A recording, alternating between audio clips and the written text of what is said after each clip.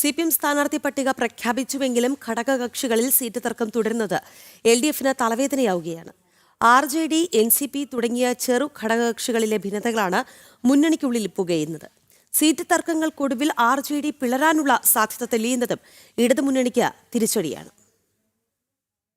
നിയമസഭാ തെരഞ്ഞെടുപ്പിൽ CPM-ഉം CPI-യും സ്ഥാനാർത്ഥികളെ പ്രഖ്യാപിച്ചെങ്കിലും ഘടകകക്ഷികൾക്കുള്ളിലെ സ്ഥാനാർത്ഥി തർക്കവും സീറ്റ് തർക്കവും LDFന് വലിയ തലവേദനയാവുകയാണ്.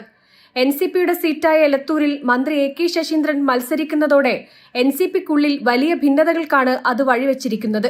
ശശീന്ദ്രന്റെ സ്ഥാനാർത്ഥിത്വത്തിനെതിരെ NCP ജില്ലാ നേതൃത്വം ആദ്യഘട്ടത്തിൽ തന്നെ രംഗത്തു വന്നിരുന്നു. ജാതിയും മതവും നോക്കിയാണ് എലത്തൂരിൽ സ്ഥാനാർത്ഥികളെ നിശ്ചയിക്കുന്നതെന്നായിരുന്നു NCP ജില്ലാ അധ്യക്ഷൻ കൂടിയായ മുക്കം മുഹമ്മദിന്റെ ആരോപണം. കേന്ദ്ര കമ്മിറ്റി എടുക്കുന്ന തീരുമാനം സ്വാഭാവികമായി ഒരു പാർട്ടിയുടെ പ്രവർത്തന നിലക്ക്, പാർട്ടി ജില്ലാ കമ്മിറ്റി നിലക്ക് നമ്മൾ അംഗീകരിക്കും, പ്രവർത്തിച്ചുകൊണ്ട് മുന്നോട്ട് പോകും.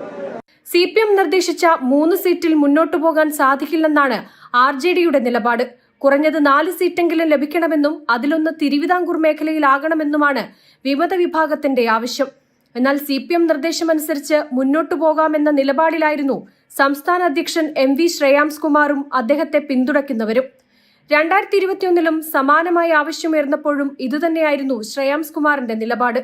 അന്ന് രാജ്യസഭയിലേക്ക് തുടർച്ച പ്രതീക്ഷിച്ചായിരുന്നു നിലപാട് സ്വീകരിച്ചത്. പാർട്ടി തീരുമാനത്തിൽ വിയോജിപ്പ് രേഖപ്പെടുത്തിയ സാഹചര്യത്തിൽ സമാന മനസ്കരുമായി ആലോചിച്ച് ഭാവി പരിപാടികൾ തീരുമാനിക്കുമെന്ന് വിമത വിഭാഗത്തിന്റെ നിലപാട്. ഇതോടെ RJD സംസ്ഥാന ഘടകം പിളർപ്പിലേക്ക് നീങ്ങുന്ന സൂചനയാണ് പുറത്തുവരുന്നത്. കേരള കോൺഗ്രസ് M ആവശ്യപ്പെട്ട 13ാമത്തെ സീറ്റ് നൽകാനാവില്ല നിലപാടിലാണ് CPM എങ്കിലും അവസാനഘട്ട ശ്രമമെന്ന നിലയിൽ 13ാമത്തെ സീറ്റിനായി കേരള കോൺഗ്രസും സമ്മർദ്ദം തുടരുകയാണ്. ജനം, കോഴിക്കോട്.